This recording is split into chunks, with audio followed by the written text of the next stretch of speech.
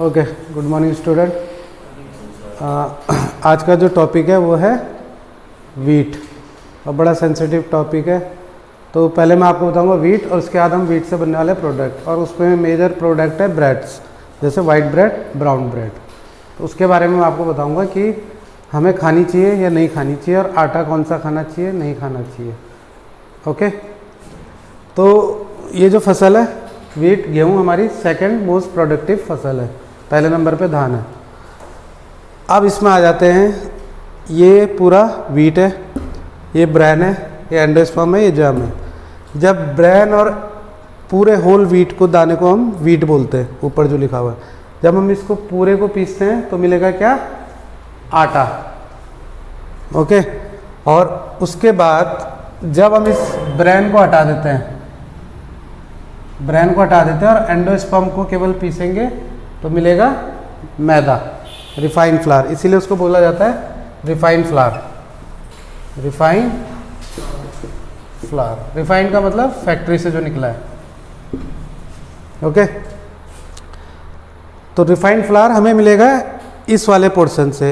अब क्या है, जितने भी मिनरल्स होते हैं वो ब्रैन में होते हैं, ये ब्रैन में। तो आपने जैसे ही इसको आउट किया, आपके आधे मिनरल चले गए। तो मैदे में आपको क्या मिलेगा? Starchy carbohydrate. मैदे से क्या चला गया? Minus fibre. और वीट में आपको क्या मिलेगा? कार्बोहाइड्रेट भी मिलेगा, ग्लूटेन भी मिलेगा और फाइबर भी मिलेगा। ये हो गया वीट। समझ गए कैसे आटा बना और कैसे मैदा बना? आटा बनने के लिए आपको पूरे वीट को पीसना पड़ेगा, और मैदा बनाने के लिए आपको केवल अंदर का एंडोस्पर्म पीसना पड़ेगा, वो भी मशीन की ज़रूरत। तो फैक्ट्रियों में क्या होता है कि इसको, गेहूं को पहले भिगोया जाता है, वेट किया जाता है। उसके बाद एक मशीन में डाला जाता है जो इसको हल्का सा वेट को ड्राई करती है, और ऊपर का जो ब्राउन पार्ट होता है उसको निकाल लेती है। फिर मशीन के द्वारा बहुत फाइन पीसा जाता है, तब हमको मिलता है मैदा। अब एक और चीज़ इसमें देखने वाली बात है कि आटा जब भी आप देखना चक्की में आप गेहूँ देते हो, जब वो पीसेगा तो क्या होगा, उसको थोड़ी देर होल्ड किया जाता है, बाहर खुला रखा जाता है।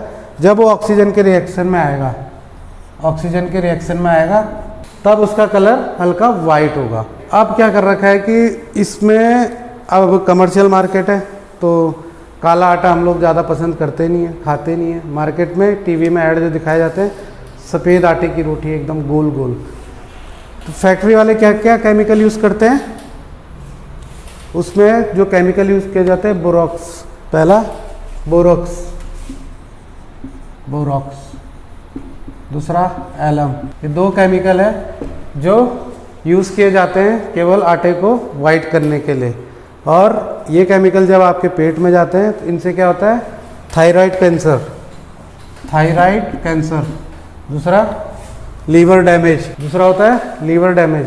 तो ध्यान रखना, जो आप बाज़ार से पैकेट वाला प्रोसेस आटा खरीद रहे हो, उसमें दो केमिकल होंगे, एलम और बोरैक्स। ओके, तो जब ये केमिकल के थ्रू उसको वाइट किया जाएगा तो उससे आपको कैंसर होने के चांस बढ़ जाते हैं, थायराइड कैंसर और लीवर डैमेज। अब हमने ये गेहूं का पार्ट यहीं पे, इसको आटा और मैदा आपको मैंने फ़र्क बता दिया है। तो आपको कौन सा आटा खाना चाहिए? जो चक्की में पिसा हो, बिल्कुल काला हो। ध्यान देना। और मैदा कभी भी आपके सेहत के लिए अच्छा नहीं है, क्योंकि मैदा जब आप खाते हो, मैदे में क्या होता है? स्टार्च रहता है और कार्बोहाइड्रेट रहता है। ठीक है, तो जब आप उसको खाते हो वो आपकी बॉडी में जमा हो जाता है। तो उसमें जो थोड़ा बहुत कार्बोहाइड्रेट रहता है, उसमें ग्लूकोज रहता है, वो जमा हो जाता है आपकी बॉडी में। मैदा जल्दी डाइल्यूट नहीं होता है, क्योंकि उससे फाइबर निकाल दिए गए हैं। फाइबर नहीं होगा तो जल्दी डाइल्यूट नहीं होगा तो वो आपके इंटेस्टाइन में चिपक जाएगा। इसलिए आपके इस पोर्शन में हमेशा बेली पार्ट में फैट आ जाता है। तो जो कार्बोहाइड्रेट वो ग्लूकोज रिलीज करेगा, उसको आप कंज्यूम करोगे नहीं, और ये पार्ट बढ़ता रहेगा। देखना, जो लोग मैदा ज़्यादा खाते हैं उन्हें भूख ज़्यादा लगेगी। ठीक है, लो फील करेंगे, लेथार्जिक फील करेंगे, एंथुजियाज्म बिल्कुल नहीं रहेगा। वो उसका कारण केवल है मैदा, क्योंकि वो अपनी बॉडी में फाइबर बिल्कुल नहीं डाल रहे हैं। फाइबर बहुत ज़रूरी चीज़ है। कार्बोहाइड्रेट भी इसमें बहुत लो रहता है, समझ गए। जितना कार्बोहाइड्रेट आपको चाहिए, कार्बोहाइड्रेट क्या करता है आपकी बॉडी में,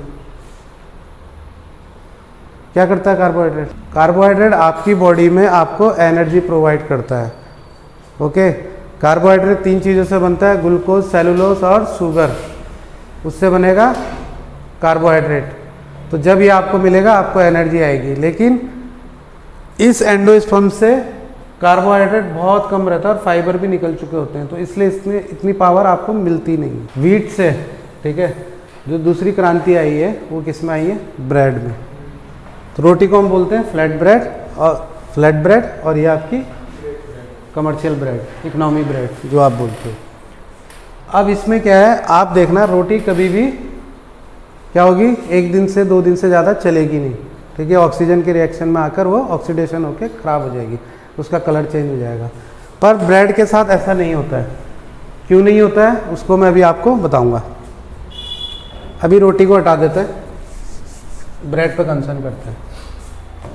ब्रेड बनती है, पहली चीज़ ब्रेड बनाने के लिए क्या चाहिए? Flower, second water, third salt, और इसके बाद आपको चाहिए फोर्थ जो चीज़ चाहिए वो है ईस्ट। अब ब्रेड बनाने को हम क्या बोलते हैं? Kneading dough. अब ध्यान देना कि जब आपने मैदा लिया, उसमें पानी मिलाया, सॉल्ट डाला, सॉल्ट के 3 काम होते हैं। सॉल्ट क्या है? पहला एंटीऑक्सीडेशन, सेकेंड नेचुरल प्रिजर्वेटिव, और तीसरा इसका काम होता है टेस्ट, और चौथा काम होता है इसका, ये ग्लूटेन स्टैंड को बांध के रखता है,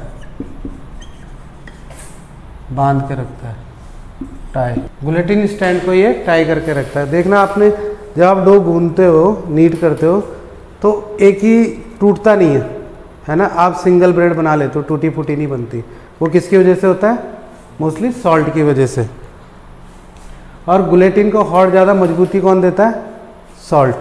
तो सॉल्ट का बहुत इंपॉर्टेंट रोल है ब्रेड में। जितनी भी आपकी इकोनॉमी ब्रेड आती है मार्केट में, उसमें बहुत ज़्यादा सॉल्ट रहता है। तो कहते हैं कि आपको 6 या 3 ब्रेड स्लाइस से ज़्यादा नहीं खाना चाहिए, अदरवाइज आपको हाई बीपी की प्रॉब्लम हो जाएगी। अब आ जाते हैं इसमें ईस्ट पे। ईस्ट के लिए कहानी है कि 4000 BC पहले इजिप्ट में सबसे पहले नेचुरल ईस्ट से खाना बनाया गया था। उसकी कहानी ऐसे कि इजिप्ट में एक जो बेकर था, उसने क्या करा, आटा मैदा लिया, उसमें पानी मिलाया, सॉल्ट डाला और थोड़ी देर इधर उधर चला गया 1-8 घंटे के लिए। 1-8 घंटे के लिए तो जब वो इधर उधर गया तो वाइल्ड ईस्ट बोलते हैं जो हवा में रहती है ना। तो वाइल्ड ईस्ट की वजह से वो फर्मेंट हो गया, जिसको हम हिंदी में बोलते हैं खमीर उठना। तो जब वो ब्रेड फर्मेंट हो गई, उसमें एयर इंसर्ट हो गया और क्या बोलते हैं, वो ब्रेड बिल्कुल उड़ गई। तो उसने कहा अब ये तो यूज़ की है नहीं, उसने स्टिल उसको बेक किया।